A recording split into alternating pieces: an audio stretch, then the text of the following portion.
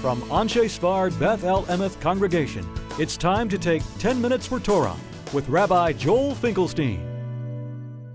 Welcome to our discussion of Parshat Vayechi, Bridging the Generation Gap. We have in our Parsha passage which Rabbi Soloveitchik of blessed memory pointed out.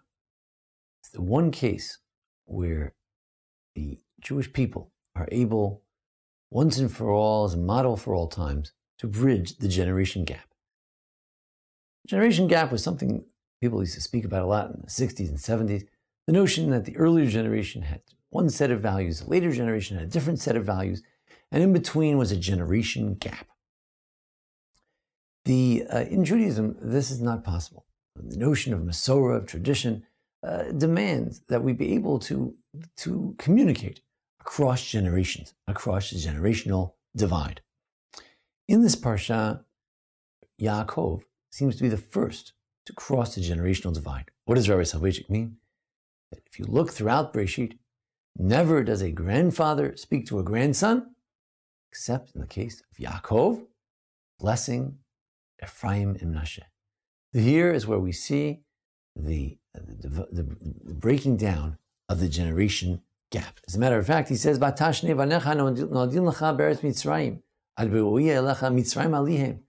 He says, "These two sons born to me before I came here to Egypt, they are mine. They're not yours. They are just as much mine.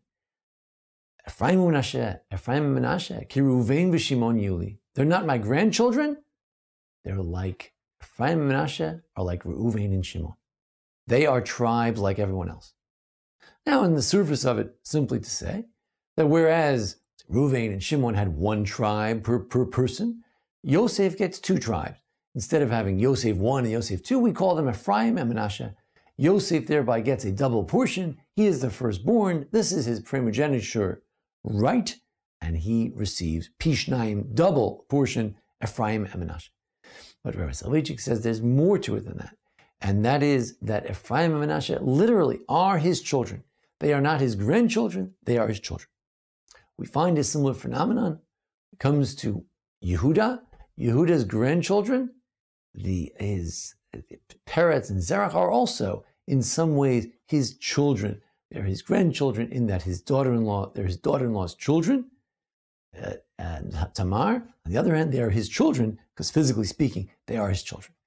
This notion of being able to bridge the generation gap is very key, and yet it's something that didn't always happen in the Jewish people. The rabbis say, based on a pasuk in Kohelet, the three-pronged string is not easily broken or taken apart. And it's true, we had Avraham, Yitzchak, and Yaakov, but in terms of a relationship between them, later at the end of the parsha, we see that Gam, it says as follows, Gam b'nei Machir ben Menashe yuldu al birkei Yosef. Machir, the son of Menashe, son of Yosef, were born on the knees of Joseph.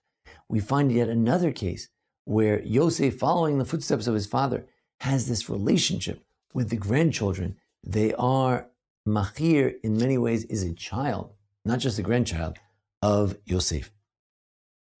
Earlier on we find Avraham talking to Yitzchak, Bani, Avi, Hineni. They speak to each other, they call each other by terms of endearment, my father, my son.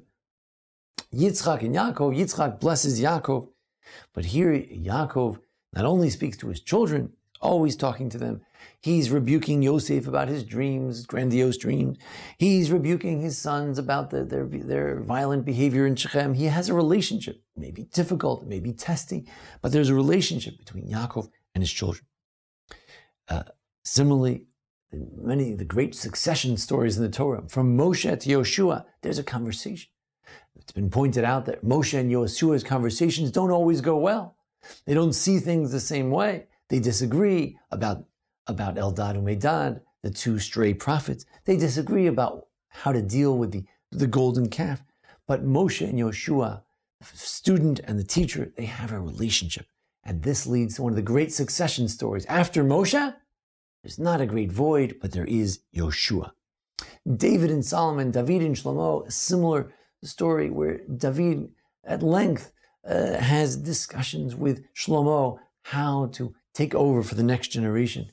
The Haftarah of Parshat Vayechi, the notion that there is continuity, there's discussion, dialogue between generations. These are the ideal stories of succession.